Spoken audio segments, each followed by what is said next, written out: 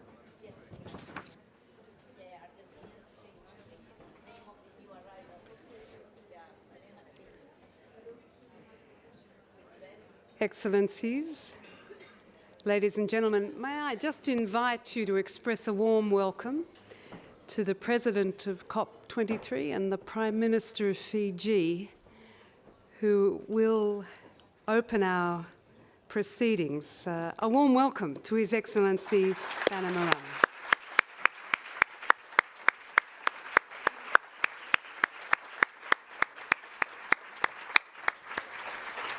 Sir, it's a true honour to have you open this most prestigious event, which is the first of its kind at a COP process, only possible thanks to your leadership, and it is an opportunity to celebrate, affirm and engage the relationship between human rights and climate action. And we thank you for your leadership, sir. Thank you.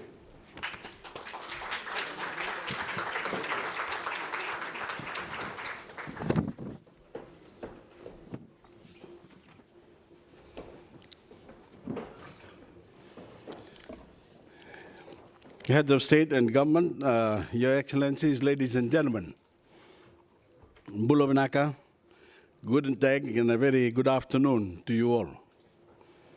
Your Excellencies, it is fitting that we have a high-level event integrating human rights in climate action. It reminds us that our work in responding to climate change must put people first, must be fair and just, and must enable a transition towards a better way of living. It's clear that climate change poses a threat to lives, livelihoods, and peace and security. Climate change amplifies conflicts between peoples. It accentuates the gap between rich and poor, and if left unchecked, it creates misery and human suffering. We have too many examples already of distressed and dislocated people, of dispossessed and disadvantaged communities from the consequences of climate change in a world that has warmed by 1.1 degrees since the industrial age began, and where we fear the possibility of further warming beyond our capacity to manage. Human rights, Your Excellencies, are universal. In all legal systems, they protect the weak against the strong, and they offer hope for those most vulnerable. Rights arguments are now being pursued in courts all around the world to safeguard the interests of present and future generations and call to account those who abuse their power by causing harm to our atmosphere. These cases are complex, and their outcomes are uncertain. But the essential truth is that future generations, our young and those to come, have an interest in what we decide to do about climate change today. I've been very aware since I came to Bonn of the passion and conviction of the young people who have come to COP. I had a very inspiring encounter with youth leaders from 114 countries at the Conference on Youth before opening of COP. This morning I met over a dozen of children of kindergarten age telling us adults their message of issues that need to be countered for climate change. Because integrating human rights and climate action is a central part of their campaign, and I respect them for that. The consequences of climate change for those most vulnerable sometimes means that they will have to leave their homes altogether. And it's just and right that they have somewhere to go where they will be secure and where they will be welcome. That is why Fiji has offered to give refuge to our nearest neighbors in the low-lying Pacific atolls of Kiribati and Tuvalu, in the event that their nations become uninhabitable. We recognize that this is a realistic prospect that weighs heavily on the minds of our neighbors, and we want to reassure them and offer an example to others. Roughly 22.5 million people each year are displaced internally and across borders by climate and weather-related disasters. which is why the international community has already made the connection between the Human Rights Council and the UNFCCC's Warsaw International Mechanism on Loss and Damage, which now has a task force on displacement. I'm proud that Fiji, like the two previous COP presidencies, is a member of the Geneva Pledge for Human Rights in Climate Action. In this pledge, we committed to bring together our climate and human rights experts to share knowledge and insights between the UN Framework Convention on Climate Change and the Human Rights Council. This year, we supported Council Resolution 3520 on human rights and climate change, which specifically addresses the issue of cross-border migration.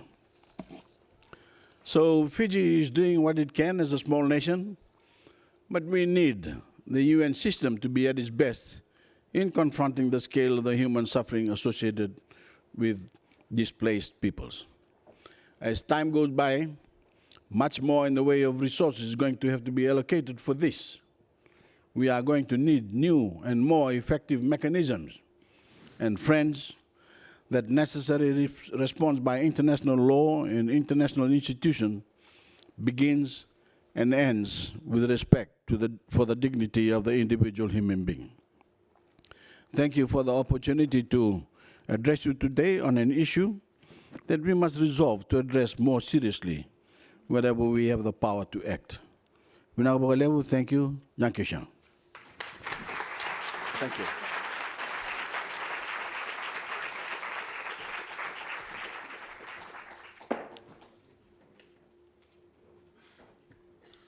We thank you again for this remarkable leadership, for the affirmation of the core principles that affirm we are born equal in dignity and rights, a state to which we are entitled throughout life's course, irregardless of where we are.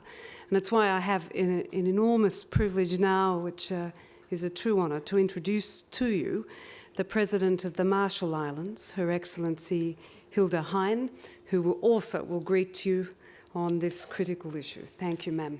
Please join us.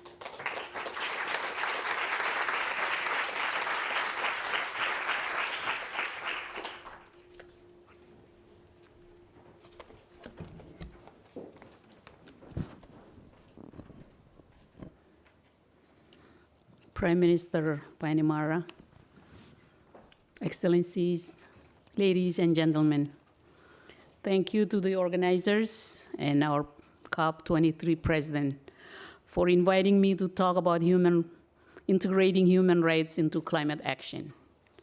As we all know, climate change is a universal challenge, the impacts of which are far-reaching while simultaneously becoming more and more apparent in our daily lives. Human rights are a universal challenge as well to all peoples and all nations to live up to the ideals and basic dignity to which, under international law, we are all entitled. No nation, the Marshall Islands included, has a perfect record, but no nation must ever stop in the pursuit of assuring these rights. The Marshall Islands is a low-lying island nation consisting of 29 coral atolls spread over a vast geography. For us, the implications of climate impacts on human rights are obvious. It is therefore important to improve our common global consideration of human rights in the climate lens. And improvements have been made, such as the Paris Agreement, where the importance of respecting and promoting human rights in terms of climate action is acknowledged by countries. However, despite this progress, it is important that we not only consider panel discussions or special envoys, but also to directly address the real-world implications in our local communities. For example, it strikes me that multilateral discussions on human mobility, migration, or displacement might risk easily assuming that our home island or homeland and our land can be easily substituted.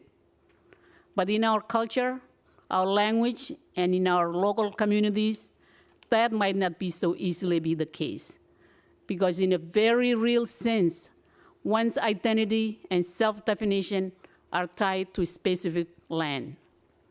The Marshallese people have experienced this assumption in relation to the lingering effects of the US nuclear weapon testing program, which occurred in the Marshall Islands from 1946 to 1958.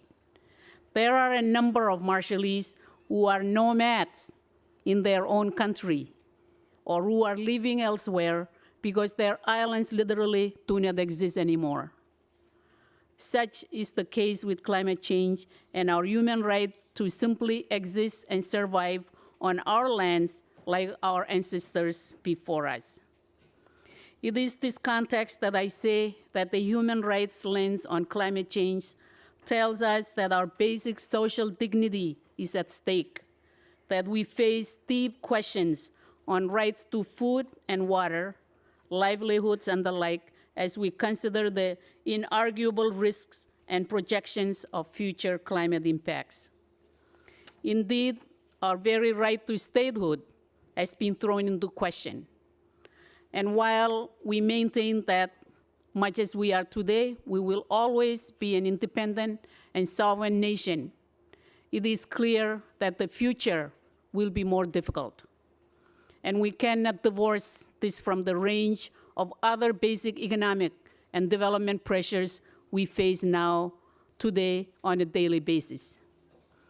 Those might not always make the front pages of the New York Times, but we have key challenges in providing adequate and basic education, health, a safe environment, economic and employment opportunities, as well as ensuring that oceans and fisheries, our primary resource, will provide for future generations. The Marshall Islands is already a vulnerable nation, and the frontline impacts of climate change must serve as a reminder of what is obvious, that the global community has to implement the Paris Agreement to its fullest extent. However difficult the discussion, the world must never tire of the need to do more to curb emissions, and also a reminder of another obvious point, that we, as the Marshall Islands and our close partners, must also spare no effort to boost our resiliency across the board, both to climate impacts and to our other core development challenges. We know who bears both historical and current responsibility for harmful emissions. But in my view, that type of blame game isn't really the point of a human rights perspective. Rather, all actors have an obligation to use every possible measure to safeguard and advance human rights in vulnerable populations. I am reminded we are here in Bonn under the flag of the United Nations, and human rights must remind us that we should all be truly united in our common effort to ensure that no one is left behind, that the voices of the most vulnerable are not forgotten, and that our youngest and future generations deserve and indeed demand our common action. Human rights will be enhanced if we power past coal. That is the name of the new alliance launched today by Republic of the Marshall Islands, the United Kingdom, and Canada with the I Ambition Coalition. We wish them very successful work in the future. Thank you again for listening.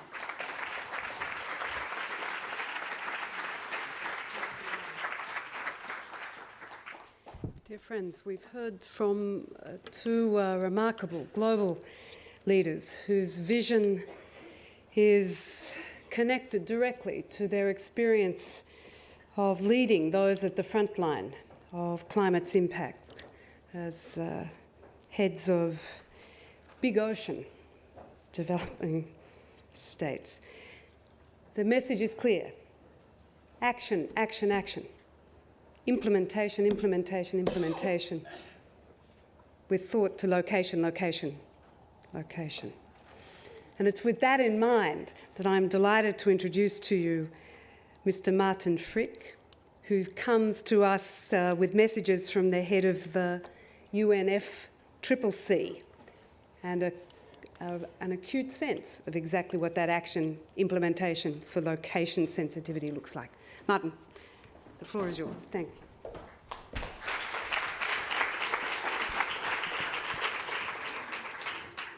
Thank you and welcome on behalf of the Executive Secretary, who can unfortunately not be here because she's stuck in the negotiations. Let me start by acknowledging the strong leadership of Fiji to making this human rights event one of the core events of the Fiji presidency, with a very good reason, because as we were just reminded, climate change goes to the very heart of human rights, and the very heart of human rights is human dignity. And that is what it's all about. And let me recognize a third small island nation, and that's the Maldives, because this year it's 10 years that we have the Human Rights Council in Geneva. And while the Human Rights Council was working on its own constitution, the Maldives have really introduced the first resolution on the nexus between human rights and climate change. And if you remind yourself, and I see some young faces in the room that might not remind themselves, but in 2007, when we spoke about climate change, the iconic picture of climate change was the little ice bear on a piece of ice that was melting.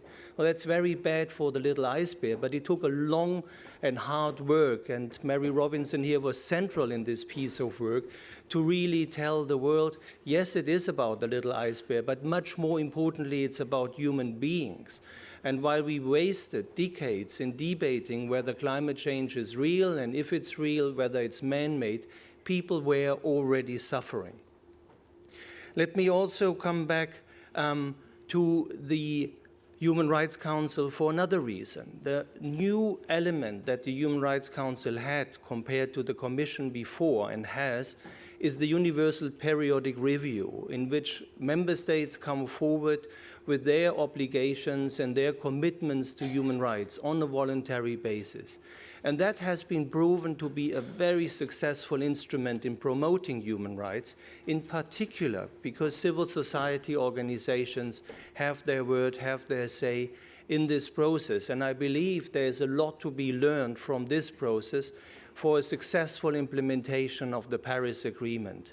And again, it's Fiji leadership who has made this bond zone in which we are currently a big success, because Your Excellency, you came here very often. You were not just in the conference rooms. You injected energy and hope and support to all of the civil society organizations here, to all of the sub-state actors, to the cities, to the enterprises, to everybody who is doing their share to really help that we achieve the results that we want to achieve in Paris. Let me conclude by saying one of the things that are coming out very, very strongly also out of this bond zone is the central importance of gender empowerment. We've been speaking about that for decades now, but there is one element that needs to be said and needs to be said loud. Empowering women is a low-hanging fruit and a big opportunity in the fight against climate change. Because if the majority of the smallholder farmers, for example, are women farmers, just giving them land rights and the same access to products such as to men boosts productivity there without increasing the environmental footprint. And so I hope that very much like we did in the work around the Security Council 1325, which deals with women in armed conflicts, we can take the same spirit and translate a situation of vulnerability into a situation in which those who are most affected are really the actors we need for the global transformation we are working on. And with that, I'm very much looking forward to the panel discussion. And thank you again for hosting this event and hosting it here in the Bond Zone. Thank you very much.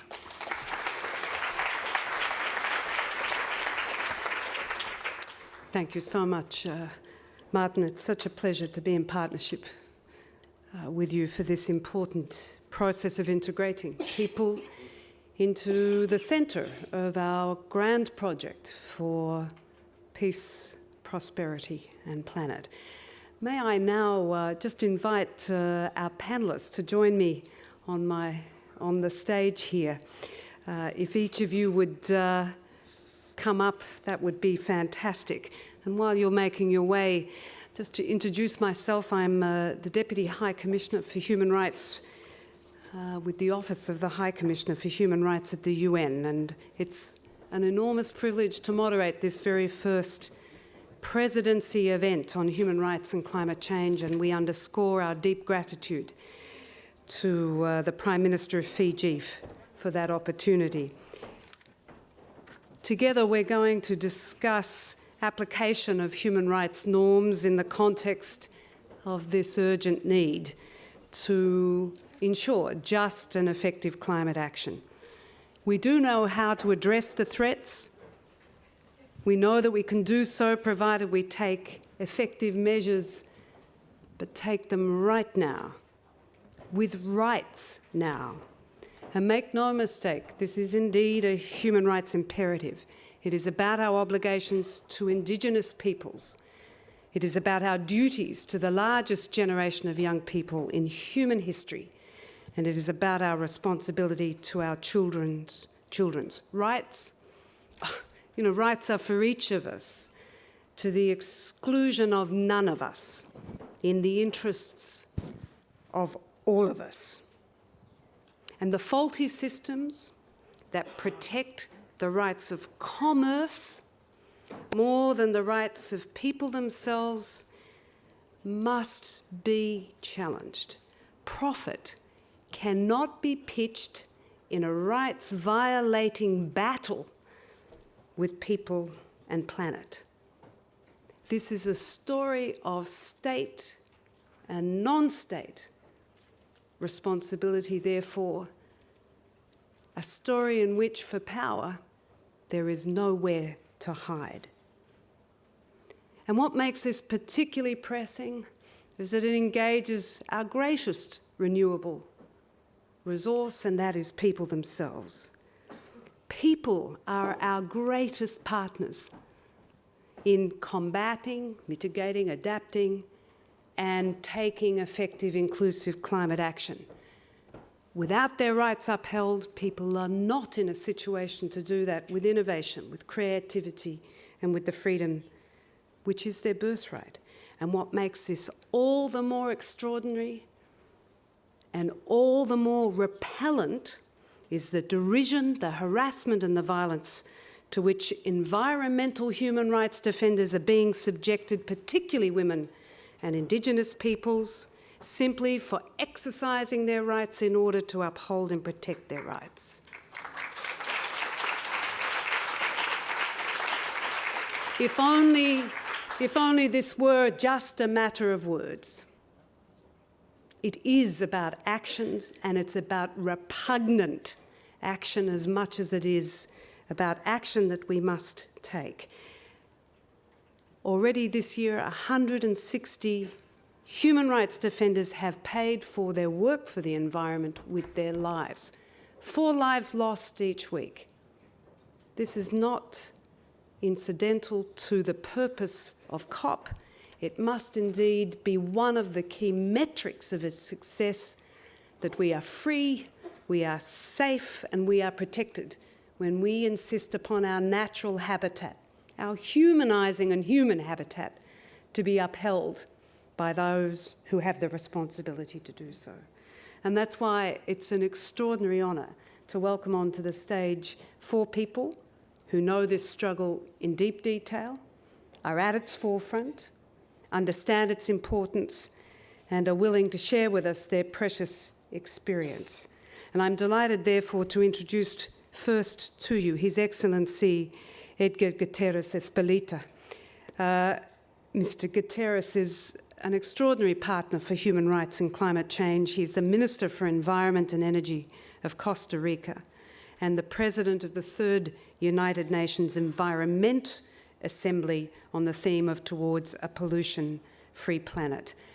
And Costa Rica is the chair of the steering committee of the Geneva Pledge, founded in Mary Robinson's time in office, the Geneva Pledge for Human Rights and Climate Action, and a member of the core group of sponsors for the annual Human Rights Council resolution on these matters. Sir, it's a great pleasure to serve to be on this stage with you. Please, I wonder if you might talk to us a little bit about the Geneva Pledge, how you think it might contribute, and in what way might it be relevant to the work of UNFCCC and other national and international efforts underway. Thank you very much for joining us. Please. Oh, you're gonna, there's a microphone.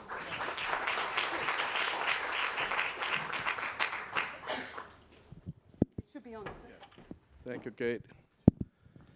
Thank you. It's a great pleasure to be here with you, with this sort of panelist. I'm very honored. I'm being here with Mary Robinson in front of me, our mentor, and Madam President. It's a pleasure to be here with you. Let me, Kate, let me go through your question, trying to tell you our own history. I mean Costa Rica on these matters. In Costa Rica, according with Article 50 of our political constitution, the right to a healthy environment is a human right. It is in the political constitution. Therefore, for us, linkages between human rights and climate change are obvious and natural.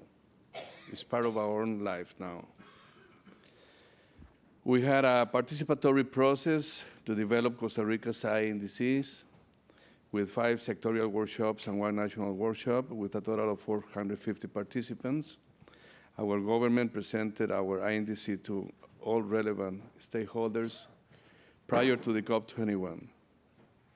And we had an international review panel reviewed our INDC prior to its submission. One of the 2 flags that we have raised so high and we have been calling for to the other countries is the flag of transparency, and the other one is the flag of ambition. The text that the document makes explicitly reference to the human rights and gender. It says like this: both climate policies and the actions that derive from them will base themselves in the country's historical commitment to universal human rights and gender equality principles. Costa Rica favors a transformational approach to gender in public climate change policy and supports the participation of women in policymaking and climate actions implementation. This will require a full compliance with the Cancun safeguards on REDD, as well as securing the indigenous people's prior, free, and informed consent. Also, it's expected to increase citizen forums through the pre-2020 period to define the best climate governance arrangements to deliver on the commitments acquired in this national contribution.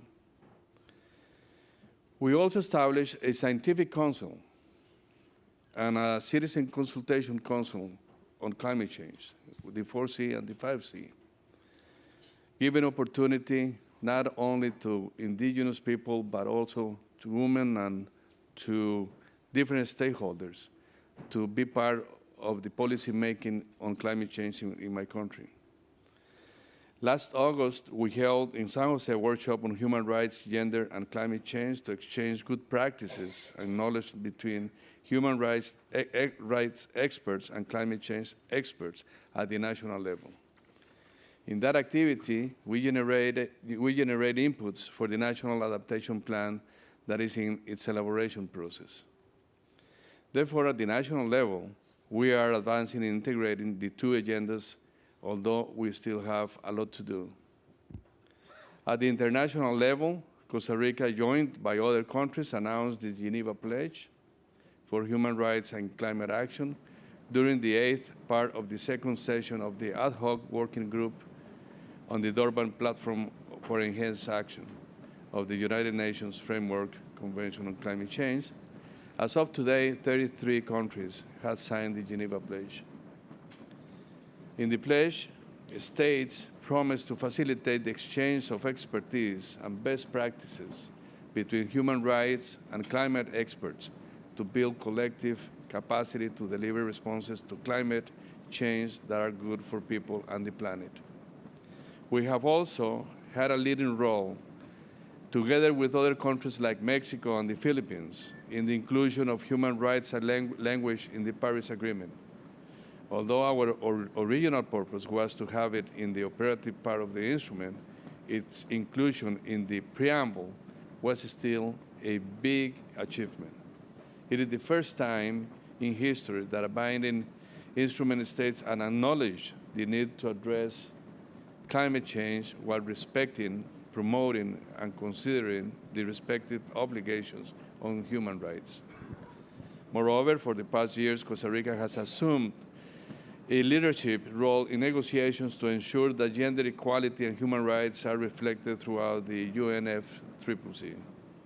In this COP23, we have been working hard in the negotiations of the Gender Action Plan and also in the operationalization of the platform for indigenous people and local communities.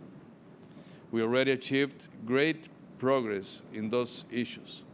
However, we should continue working to find the appropriate procedural avenues to institutionalize the consideration of human rights aspects in the UNFCCC. Our perception is that there is still more understanding of the linkages between human rights and climate change in the human rights community than in the climate change community. And we need to change this situation. The route towards 2018 COP is of special importance in this regard because we will have the Talanoa Dialogue, the 1.5 report of the IPCC, and the conclusion of the negotiations of the Paris implementation rules. We need to create momentum for the international community to commit to raise ambition in 2018, because the effects of climate change for the most vulnerable populations are not acceptable in human rights terms. The right to the mere existence is at risk, and with it, our survival as humanity. There are several entry points to consider human rights in the negotiations underway as in the implementation of the Paris Agreement. We can promote the inclusion of human rights references in the NDCs and in the national adaptation plans, for example. We can also promote capacity building activities on how to promote and respect human rights in climate actions. Moreover, we can open up the possibilities for the considerations of the parties to input from the OHCHR and other UN human rights bodies in the global stocktake under negotiation. Our country is convinced that ensuring a people-centered approach to climate action and the integration of human rights into climate change policies can improve effectiveness and result in benefits for people and the planet. Thank you so very much, Your Excellency. We're enormously grateful for your vision, your energy, and your leadership. And I underscore again the importance of the Geneva Pledge as a bridge between the sectors and the areas of technical expertise, and each and every government represented here is a member of that pledge. And it's on that basis that I'm particularly thrilled to turn to His Excellency Ambassador Aziz Mekhour of Morocco.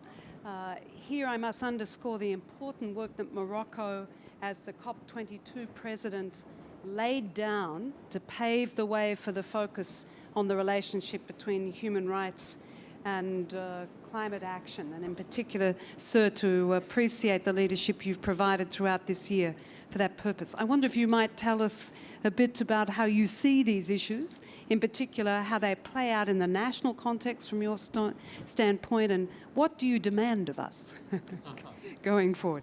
Please, sir, thank you very much. Maybe, yeah, perfect. It should be on, sir. It's on. It's on. Good.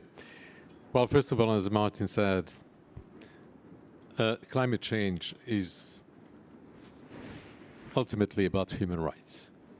What's happening in terms of climate change, we are seeing it all over the world, and it's essentially affects humans. So it's a huge matter of human rights. And in Morocco, we consider that this is the climate change affects all Moroccans. It will have a big impact on us and on everybody, and especially in the poorest areas and the poorest people. So this is why we, everything that we've done and everything that has been done in the last 15 years turns around human rights, but also about environment, about climate change, how we address climate change, and how we address the problems of climate change. You know, at the COP22, we had a steering committee, and in the steering committee we had Idriss Yazami, who is the head of the National Center for Human Rights. That means, that shows how important we feel that climate has a direct connection with human rights. So what have we done? Well, let me, since Hindu is here, I think that we've been working for many years on try to create a platform for indigenous people. Well, in Morocco, at COP22, we really pushed for it, and now we have it. True?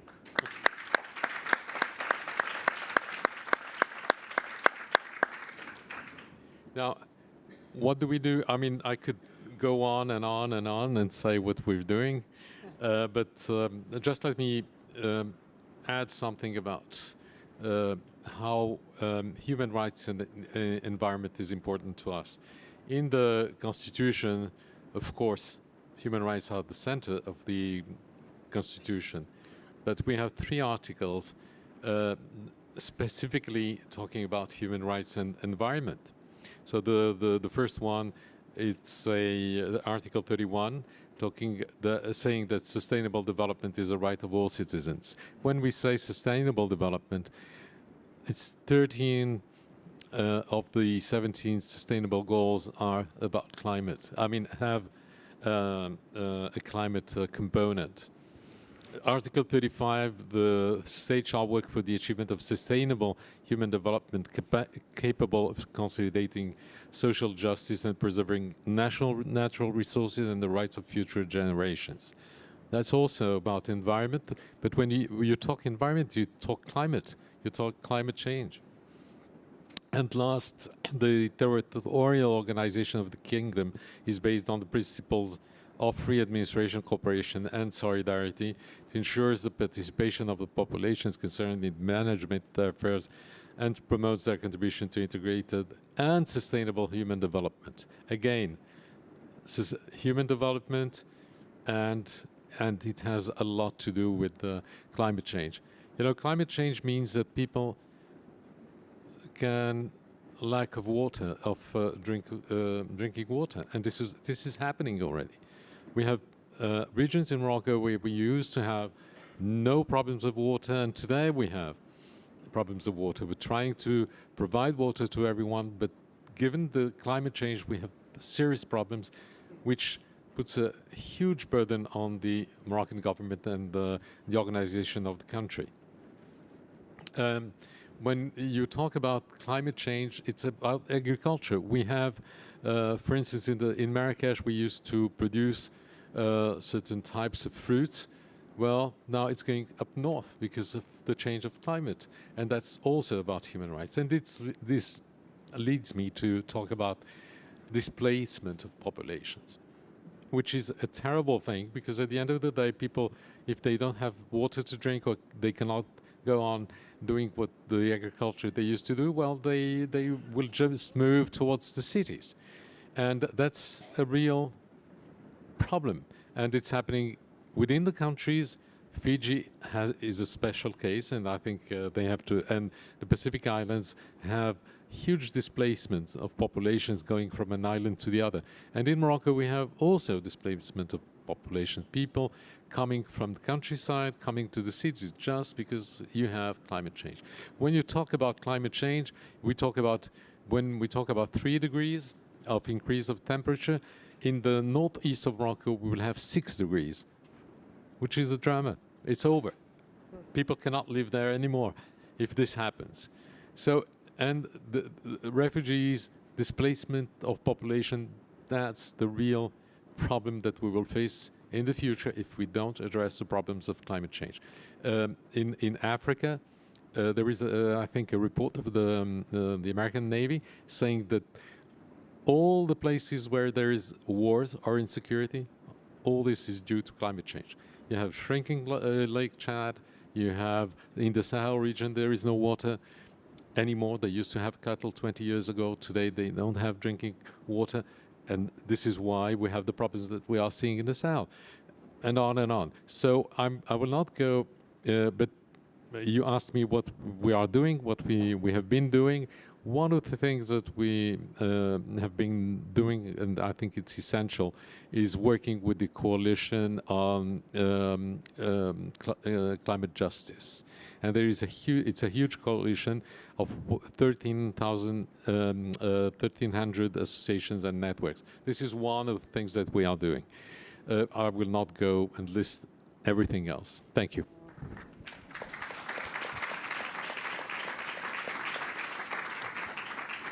Excellency, thank you for moving us, for setting an example, but also challenging us to understand that the future we fear is already with us. It's many people's present, forcing what would have otherwise been daily life into the past. And with this, the sense of urgency then for decisive action comes into the centre of the conversation. And it's why I'm delighted to welcome Annabella Rosenberg, who's a Policy Officer for Climate and Occupational Health and Safety with the International Trade Union Confederation. Annabella, can I ask you to talk to us a little bit about how you see it from the standpoint of workers, the rights of workers in the context of this massive change, and how might the ITUC make a contribution? Thank you so much for being with us today. Thank you very much for the invitation. And first, a word of apology and also hello on behalf of my General Secretary, Sharon Burrow. Would have loved to be here, but unfortunately had to advance a little bit her departure. So just my word of sympathy and thanks for that. But it's great that I can do it because I also have lots of ideas and things to say. I would like to probably, as you said, highlight this, not only the connection between climate change and human rights on the passive end of things, how climate impacts human rights, but more why we should care about human rights being at the core and heart of climate action. Because this is also what I think we should be working more and more. It's great that we are making the connections, but I think now we need policies, we need our governments to stand up for those rights when the policies are being designed. Why I'm saying this, I think in the union movement there is total acknowledgement, and we have very clear in our minds that we are facing a transformation that is fundamentally different from other transformations we have faced. It's different in its scope. It's going to be huge. It needs to be huge so that we stay in the 1.5 goal. It's also different in terms of the urgency. Science is telling us that we need to move fast. And it's also different because it's policy-driven. We know markets will not deliver the kind of transformation we need, or at least they are not going to set it at the pace we need it. So it would be great if all the planets would be aligned and we could assume that all the policies that need to be put in place for climate action would all uphold and respect human rights. But unfortunately, there are, based on experience and history, no reasons to believe that justice comes, from a tree. Justice comes from design, from basically making the heart of the policies we are putting in place. And this is critical because if we have climate policies that are ill-informed, that they are not capturing human rights, then what we have is communities opposing climate action because they perceive climate action as being a threat for their livelihoods. And before I go to the labor issue, I would like to really strengthen your point about what's happening, for example, with Berta. Berta was a comrade, was not just a community leader or an environmentalist. She was also a union leader, and that was the case of Edwin Chota in Peru. And this is, the way in which we call environmental rights defenders is now a way also of basically cutting a bit from what are actually truly community leaders that are fighting for the communities, for their rights, and the survival of their people. But what we see there is a corporation. I mean, we see a corporation that is basically framed as a clean investment. This is hydro. This should be for the help of communities. We are going renewables. And actually what we see is a threat and basically death coming out of something that is framed as being climate sound. And that's what we don't want. And that's why we need human rights to be fully integrated in every policy that is connected to climate. And of course, for trade unions, and going into a little bit more of our daily work, the urgency requires that we have people with us. And you said that. We need people with us. We need social support for climate policy. We cannot afford delays that might come from the fear of people of losing their jobs and livelihoods. And that is what's happening because we don't have the social pact yet that allows people to believe that there's work for them, there's decent work, and there are livelihoods for them in the future we want to build together. So that's why we've been working a lot on this idea of just transition. And you know, in the history of the negotiations, just transition and this is work was part of the same paragraph on human rights that the whole cross-constituency alliance was working on. In the negotiations, basically way of managing things, it was split. But I think in the spirit, we belong to the human rights family. I mean, decent work, fundamental rights at work are very much at the heart of the human rights history. So we've been working on the idea that human rights and just transition and decent work are enablers for ambition, that we should not take this as an additional burden for climate policy. This is the precondition so that we can have people with us. So I just wanted to share with you two things last. One is why we're saying this, because you are, of course, thinking, I can see your minds. I mean, you are thinking coal miners. And that's true. You might think coal miners. But it's not just the only angle. I'm just coming from Kenya. Basically, lots of institutions are promoting their bus rapid transit systems. That can look very good. The fact is that those programs have been pushed in a way that leaves all the workers in the informal economy that were providing those inefficient, indeed, polluting, indeed, but basically source of livelihood jobs totally out of the scheme. And that's why we also need to factor in this just transition and decent work and basically right to organize dimensions to the transformation. We need to incorporate them and give them a chance to move from informal to formal, from undecent to decent, but also to be part of our climate movement. And the last thing, this relates also to what's going to happen next year in Poland, to COP24. And we are calling basically to our ministers, and I use this possibility to basically invite you to consider that, to make the just transition commitments along the lines of what has happened with the Indigenous Peoples Platform and the Gender Action Plan. I mean, to basically give the political prominence to the commitment to communities and workers that we are going to secure a just transition for them. This is critical for building the social support we need and for making climate action good for the prosperity of everyone. Thank you.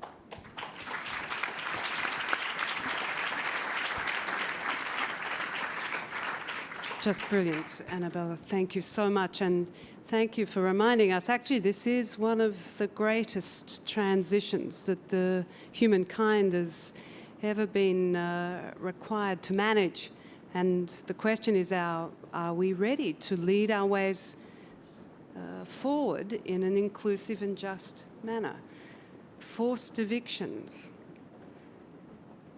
grabbing of land from traditional owners, displacements in the name of cleaner energy without remedy, without recompense, without free, prior or informed consent. These are impediments to the vision that our three speakers thus far have laid out. They are the enemies of climate justice. And it's why we are particularly honoured to turn now to Hindu Umaru Ibrahim, who is the co-chair of the International Indigenous Peoples Forum on Climate Change.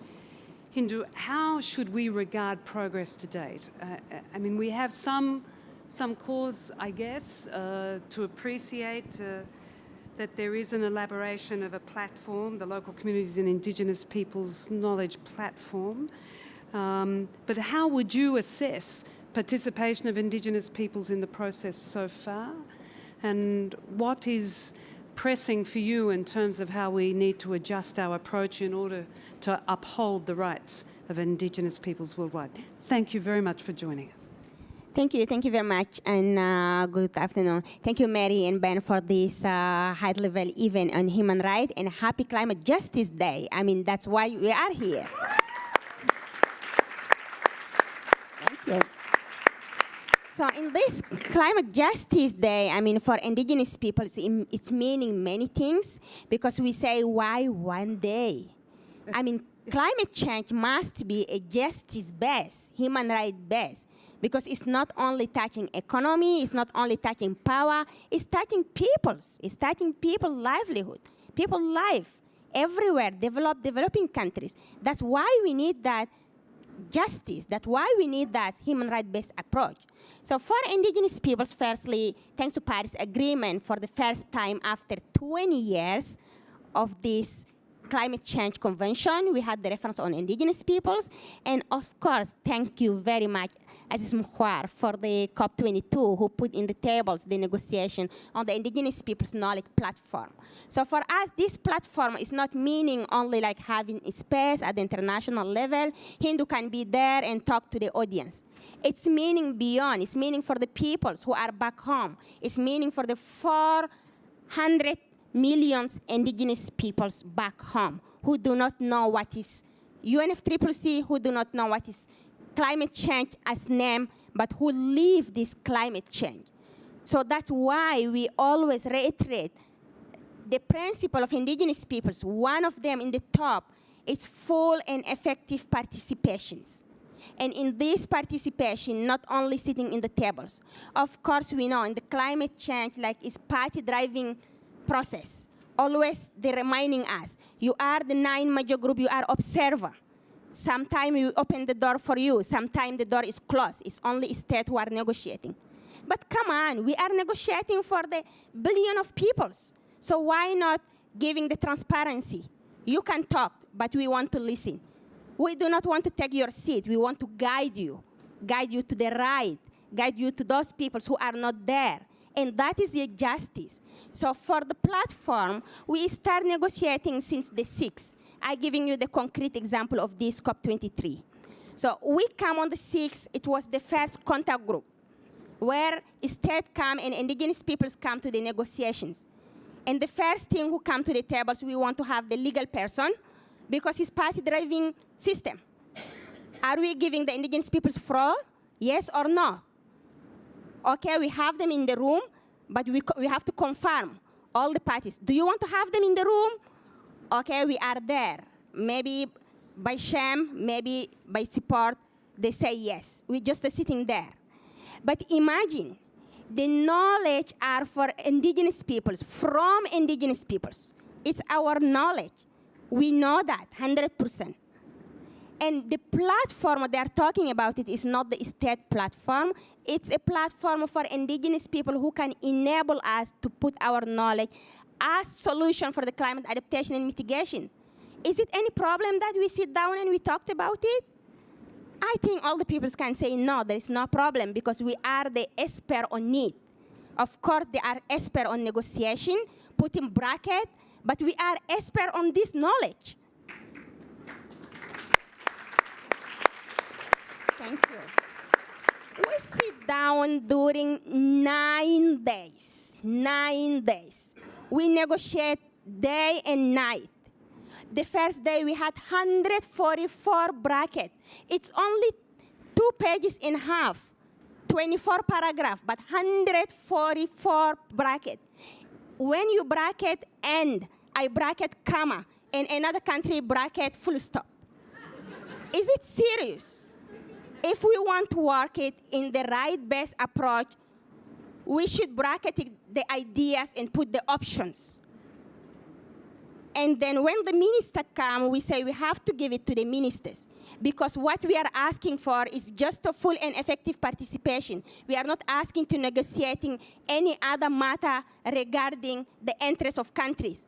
But this matter is in interest of everybody and in interest of indigenous peoples. But we get it at the last time, half of those 24 paragraphs, we end up with 12. But of course, thank you to all the countries who support us getting this half. We start the process, it's the beginning. But it's really, really the beginning. What's going on now is going to be the structure, that's what we need. But we need the proper structure who can give us seat, where we can take the decision on the matter regarding us. We need that to be gender-based approach.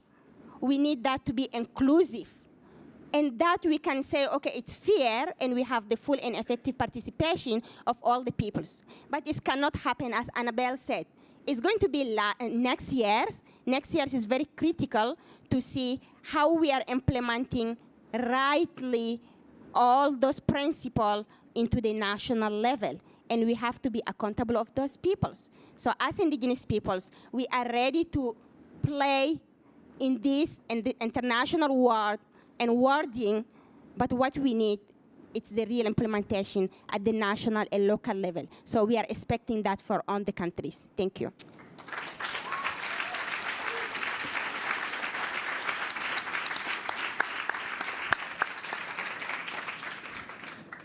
Hindu, we're in awe. And I think you've just invited us to get COP out of the brackets and into the action and put people at the center. We would love to open the floor right now to have an opportunity to be in dialogue with our wonderful panelists. We have some roaming microphones to help amplify your voices. Just a couple of requests. Please introduce yourself before you put your question or comment, and I'm going to be a ruthless, rude, and unpleasant moderator in terms of helping us keep to time, just so as many of us can speak as possible. So please, I look to my wonderful microphone holders to help guide us as to who shall go first. Thank you, ma'am. Thank you. My name is Lindsay Cook with the Quaker United Nations Office. Thank you for these passionate connections of human rights and climate change. In the last 2 weeks, I personally have heard only one negotiator call for the inclusion of human rights in the negotiations. The negotiator voice was from the Least Developed Country Group, not AOSIS, Africa Group, or ILAC. There is serious concern that human rights language, including just transition, is being lost in these APA negotiations, in particular with the NDCs. And my question is, what can you as leaders do to support your negotiators to champion human rights language inclusion in the APA negotiations? Thank you very much. Let's take a couple of questions, and thank you for your brevity. That was superb as a leading example. We'll take a couple of questions and we'll turn back to the panel. Please, go ahead, ma'am. Yes, please. I would like to ask to the President of Costa Rica. All the well-known panelists have issued the climate change as a universal impact. And my concise question is, if war conflicts, domestic violence, and also the right of health and education are violated in some way and don't take place in most of the countries around the world, how are we going to integrate these two issues that has to do with the climate change and human rights? Thank you very much indeed. Gentleman here. Have we got someone else? Yep, please. Thank you. Hello, thank you. Philip Carney from Ireland, from the Irish National Trust. I really want to respond to you, Hindu, and your reference to the brackets. I think the brackets are a huge obstacle. As long as the UN relies on unanimity, it's going to take an impossibly long time to reach decisions. I think you referred to including a range of options. We need a different form of decision-making other than unanimity. And Mary Robinson wrote very powerfully this morning about the inclusion of all voices. The only way to include all voices is to allow for that range of options. The majority vote and unanimity are huge obstacles that the UN must get beyond if we are to solve the climate problem. I thank you very much, sir. One more, and then we'll turn back to the panel. Thank you.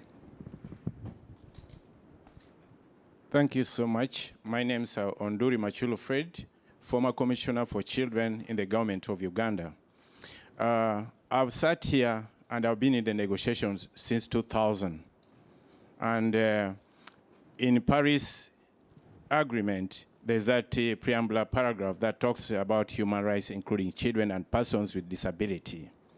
We all know that there is a platform for gender issues. There's a platform for the youth. The children depend on us for survival, for development, for protection, and for participation. It is us who should represent them. But I have not seen in this negotiation a particular platform to discuss children's issues. I would like to urge the parties and the members who are here that we work towards the inclusion of discussion of children as an agenda item, particularly because they are not here. If you look around here, you see the women, you see the youth, and you see other persons. But persons with a disability, children are not here. Where are they? And they are the most vulnerable of all the vulnerable groups. So I would like us to consider that one. Thank you so much. Thank you very much, sir. Dear panel, I think Sorry. I'm going to come back for another round of questions. Yeah. I'm imagining with 4 questions, if we take much more, it'll be difficult to recall where we were. So with your cold, and we'll come back to you, ma'ams, first off, but I'll just give my panelists a chance to reflect. I think, dear panelists, you're feeling, I mean, it's Thursday, tomorrow's the last day, there's some deep frustration in the room here. Not enough focus on rights, active exclusion of some rights holders, a failure to develop the competencies in rights, noticing that, in fact, regardless of climate impacts already, we're not very good at upholding rights. Where do you see hope? What are the possibilities? Do we need new decision-making to advance rights powerfully, given that the lowest common denominator is betraying, it would seem, these standards? Righto, who's going first? Maybe I can go Indo, first. please. Yeah, having human right-based approach, that's the battle indigenous people did for long. But it's going to be like restrict every COP. That's the frustration way. How we can make it better, I think maybe how we can change from the organizational matter. We have a bond zone here. You have Bula zone over there. Imagine how long it takes you to live there and come here. You have the action place in this bond zone. You have the negotiation in Bula zone. The connection, like this disconnection, is not helping flowing up what we are talking here, what we want to decide, the decision maker take there. Why not having connected? And then we can talk to each other. Of course, not the badges, it's fine. We saw in Paris and in Marrakesh, it was far but not too far. Like you can get in and off 10 minutes. But you can never do that here. You have to sacrifice one meeting to come here. And all the action are there. Like sometimes you are confused. Which one is the most important? But both are important. To be right-based approach, we need to work on this practical way first, to connect those peoples. To do not say, I'm a bloc, you are a bloc. It's not difference, or are complementary, because now it's not negotiation, it's implementation. And that can help right-based approach. Second thing, into the policy. We have the INDCs. INDCs is only 27 countries who mention human rights, 27 only. And how many INDC we have? 170 something. How many of them have gender? How many of them have indigenous peoples? 19 only. So in this policy, they need to work on it. If climate change impact water, it's human right. Impact land, it's human right. impact, food is human right. So all is right-based approach. The connection is easy. We cannot disconnect Geneva work and Bonn work. It has to be right-based approach. And that we can have it in paper, and we start in the implementations. And I agree with my brother, children, people with disability. I mean, there are cross-cutting issues. Those cross-cutting issues, indigenous people, women, youth, just the transitions, it has to be taken into consideration, maybe having a dedicated team who can work on it. How many teams we have at the UNFCCC? Adaptation, mitigation, finance, but why not a special like social issues who are very important, linked to the peoples? A unity on gender, women, youth, people with disability, indigenous peoples who can focus on it and work on it. That can make a difference. Thank you, Hindu. It's very powerful. It's going to be terribly important for the next COP, this question of the intersections. I'm very conscious of time, and I promised one more question, so perhaps while the other panelists are reflecting, I might just take one more question for the person that I promised. Thank and you, I'm very sorry. We have a little more we need to do. Please go ahead, ma'am. So Dayina Sheger from Mauritania, and I'm working on a climate change for a while now, and I've been interacting with the government and with international entities, including the Commissariat for Human Rights. And the thing that struck me is that when I talked to my delegates from the UN or the person in charge, they weren't even aware of the fact that climate change has an impact on human rights. So the idea here is, should there be unification among the UNFCCC and the UN as an entity in terms of inclusiveness of these issues on an internal issue instead of it being something global? So having this written on paper, has it been done? Is it a process? Is it something that's planned, or is it something that's not on the agenda? Fantastic. Thank you so much. Thank you so much, ma'am. Panelists, may I just invite you to respond to this very important contribution from our wise and people of very great discerning taste who chose to turn up here today and be in this dialogue. Annabella, please. Yes, and thanks for the reactions. And I really like the way in which you frame it, where we find hope. I mean, because I think it's not always easy in this space, in particular when you are an observer. I think connections between these issues are being made on the ground. I mean, more and more we see these alliances, this discussion happening. I mean, in India, I mean, like I'm seeing like for example, the Self-Employed Women's Association working on renewable energies and at the same time connecting with women empowerment, renewable energy deployment, climate action. I mean, these connections are happening. Is that reflected in the way in which a negotiation is here? Well, it takes time. I would not say it will never happen, but I think the flow of information is slow. We need to reach out to many parties. It's not always easy. We are asking, I mean, and the colleague from the Quackers said that, we are asking for this human rights, just transition to be incorporated in the nationally determined contributions, but also in the Talanoa dialogue. Because we think that should not be just about emission reductions. It should certainly be about how parties are complying with their objectives or what they've committed to in the Paris Agreement, taking into account the different elements they committed to. One last word on participation. There is always this sentence about nothing about that without us. And I think very often parties forget that. In the union movement, we say, if you are not at the table, you are likely on the menu. It's another way of saying it. So, good point. I mean, we deserve that space. And I think we need a more mature relationship with parties on this. We are not kids. I mean, and kids deserve respect. I take that point as well. I think we should have that seat at the table so that we are not on the menu. Annabella, that is fantastic. Thank you so very much. Minister, are we in a good state for decision-making on things so complex, so all-embracing? Please, sir. Let me just clarify that I'm not a president. I'm the president of the United Nations Environment Assembly, not the president of Costa Rica. And I'm telling you, it has been very, very hard to be a minister. I don't want to be a president. I'm not sure if Aziz wants to be a president, but being a minister is more than enough. I'm hearing very interesting feedback. I mean, indeed, I mean, it is a very slow process to get the things that we would like to get. For example, you mentioned indices.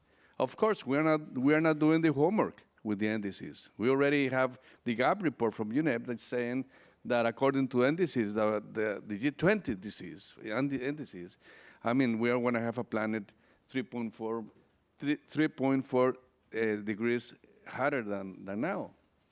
I mean, we are not doing the homework. We have to review indices. And that's the thing that we commit ourselves when we sign the Paris Agreement. Now we have until 2020 to review that. But then we have countries that says, okay, I'm going to commit to this, but it is conditional if I have money. So where is the money coming from? Well, we have the Green Climate Fund, but the Green Climate Fund nowadays is a very bureaucratic sort of things that doesn't know where to go or what to support. So we have here, you know, something that it is not working properly because we need to have the means for countries to do the homework and the means for these countries to commit to those to implement those things that they committed with the indices. And of course, there is a big gap that we have to resolve. I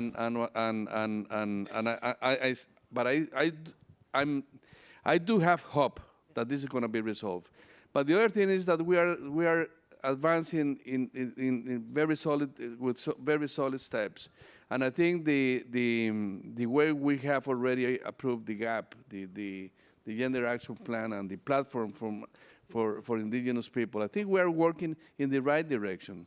And I'm hoping that all these different voices, as the gentleman said it, you know, even the children, because the GAP plan effectively considers as well children. I mean, all these guys are going to be in the table and not in the menu. Thank you. And Ambassador? Well, very quickly. First of all, you're talking about the NDCs. Well, the Moroccan NDCs has a very important social component and talks about human rights, and that's key. So we are among the 26. That's one. Answering to the question of what's going on in the APA negotiations. Look, when I came up to this process a year and a half ago, or almost 2 years ago, I immediately understood that what is important is what's happening on the ground. It's the action. It's what's going on. And that's the key. And probably, you know, negotiators, at the end of the day, they reflect the position of their countries in the interests of their countries. Of course, we have a global interest is to address the problems of climate change. But we have trade unions. We have companies. We have all kinds of stakeholders. Everybody has to, and I think that it's a great idea to say that climate change should be, you know, on the top of everything. My friend here, Hamza, says that we shouldn't talk about climate finance. All finance should address climate issues. And he's right. No project should be financed if it doesn't have a way to address the problems of climate. And I think that's a great idea. Yep. I like very much that idea. And he's here, so I have to give back what he said. So that's very important. So basically, what I'm saying on the APA negotiations and everything, if you don't put pressure on the negotiators, on the governments, nothing will be really reflected in the negotiations. To prepare the negotiations of COP22, I had constant interaction with the NGOs. And I was asking them what were the views and positions on all the items of negotiations. And I used that to interact with the negotiators and see how they could react, what they could take from the ideas of the NGOs. So I think that's key. What you're doing here, what we are hearing from you, will inspire us. Thank you very much, sir. You know, my father always taught me to to make sure that you get the last word. And if you do get the last word, then give it to someone who can really make great use of it. And it's why I'm going to hand the very last word to the extraordinary, the wonderful, the inspirational, and indeed a founding authority for these issues, to the gorgeous Mary Robinson.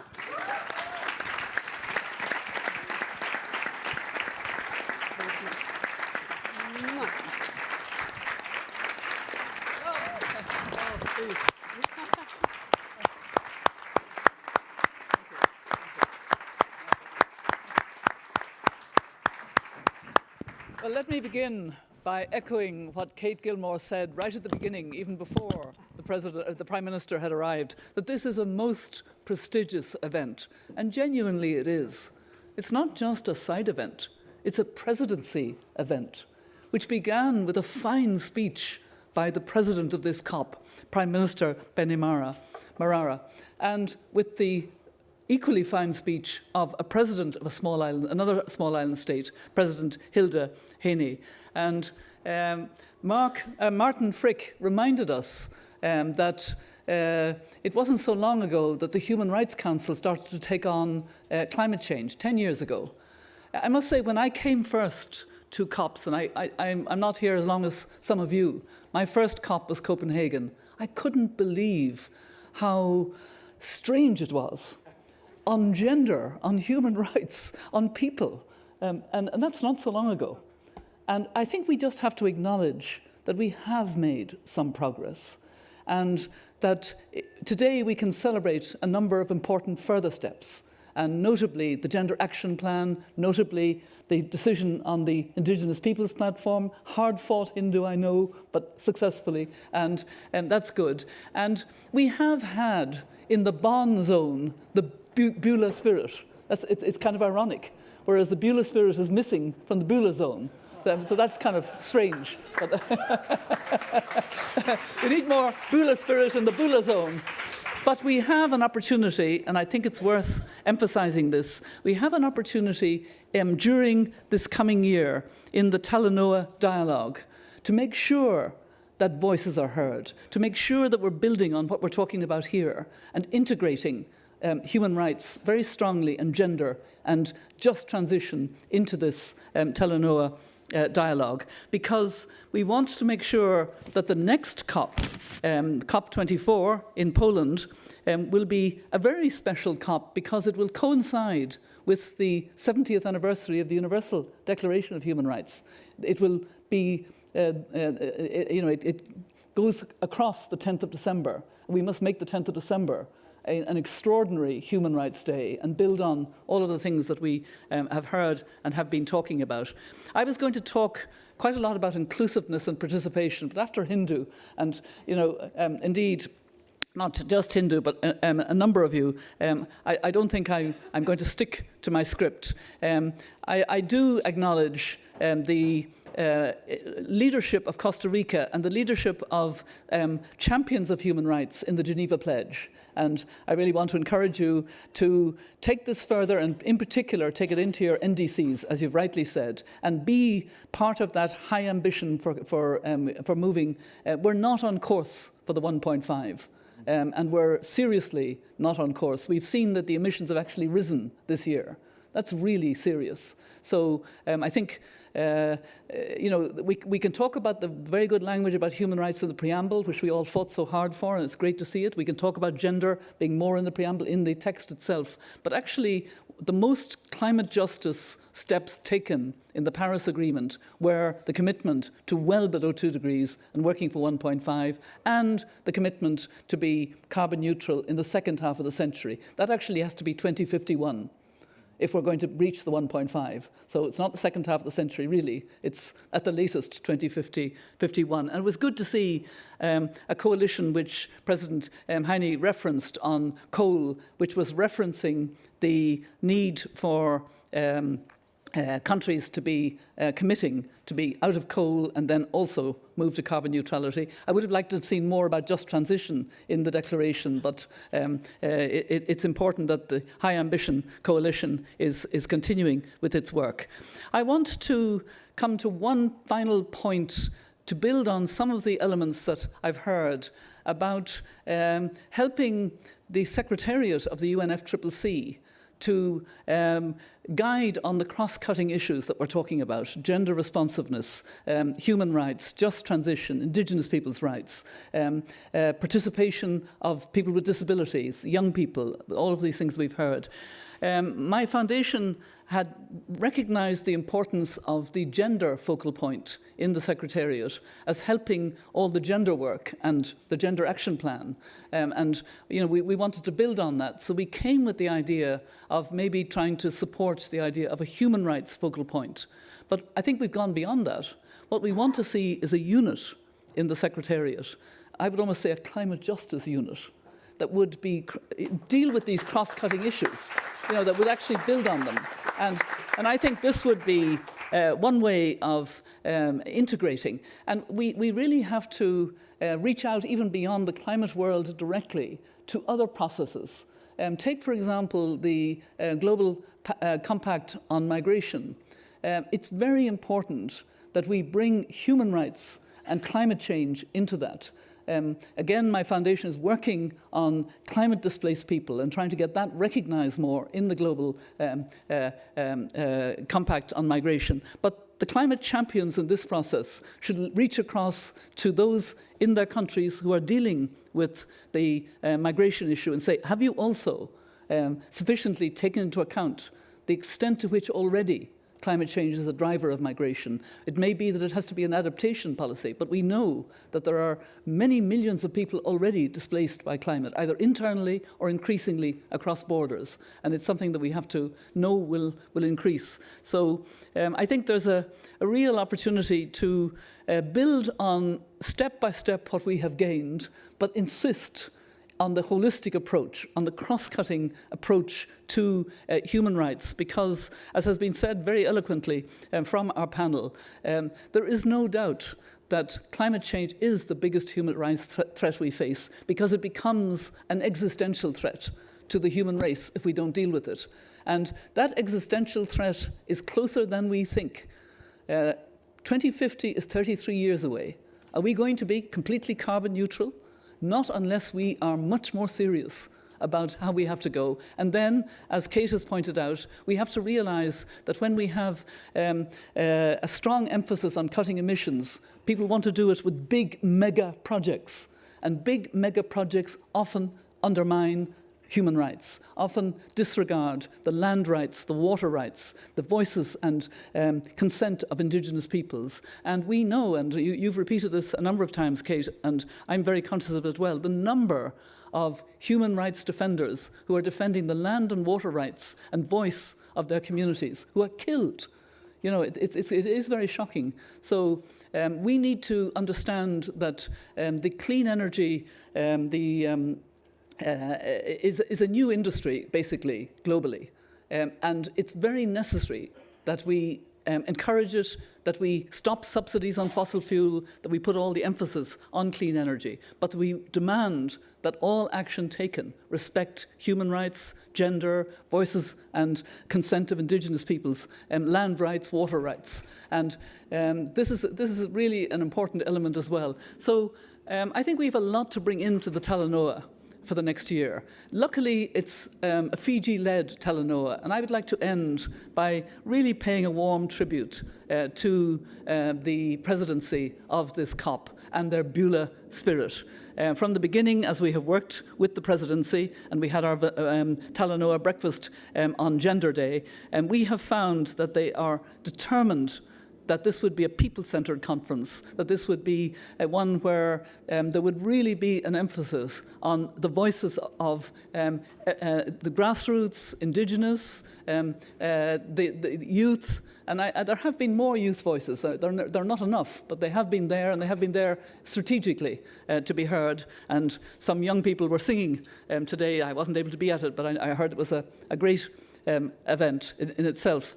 I think they've done an incredible job of fusing inclusiveness, friendliness, and solidarity into the process and the spirit of this meeting here in the Bonn zone. Now, our task is in Poland, believe it or not, in Poland, we have to bring the spirit, the Beulah spirit, into the whatever they call the delegate zone, and try and open it up more again, because it has become far too closed. But it was wonderful to have a Prime Minister, President of the COP, organise this event, lead it, speak so well, and be followed by a president, as I said, and a minister on the platform, all of them champions of human rights in the system. And that's what we need to build on. We have to very much be prisoners of hope, in the words of Archbishop Desmond Tutu. We have to be energized by our commitment to work together in solidarity. And let's work on the idea of a climate justice unit in the Secretariat. That'll be another good step for just transition, for Indigenous, for human rights, for gender. That's something to be done. Thank you very much.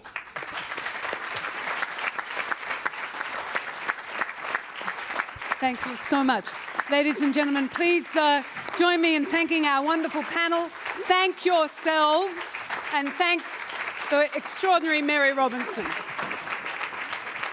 Thank you.